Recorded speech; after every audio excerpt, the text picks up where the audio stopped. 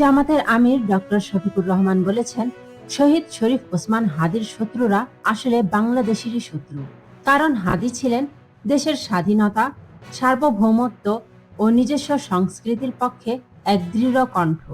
তিনি অপসংস্কৃতির বিরুদ্ধে কথা বলতেন এবং আজীবন ইনসাফের পথে অবিচল ছিলেন। রোববার 21 ডিসেম্বর সকালে ঢাকা বিশ্ববিদ্যালয়ের কেন্দ্রীয় মসজিদের পাশে হাদির কবর জিয়ারত শেষে তিনি এসব কথা বলেন। ডক্টর শফিকুর রহমান বলেন, এই দেশ ও জাতির দায়িত্ব আমাদেরই নিতে হবে। কোনো শক্তিকেই আর দেশের ভবিষ্যৎ নষ্ট করার সুযোগ দেওয়া যাবে না।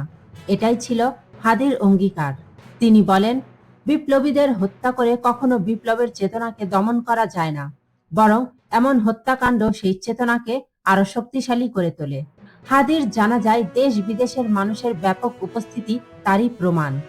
সরকারের ভূমিকা নিয়ে অসন্তোষ প্রকাশ করে জামাত আমির বলেন, জনগণ এখনো দৃশ্যমান অগ্রগতি দেখতে পায়নি।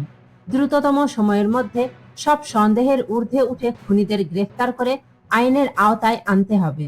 অন্যথায় দেশের কোনো নাগরিকের নিরাপত্তাই নিশ্চিত থাকবে না বলে সতর্ক করেন।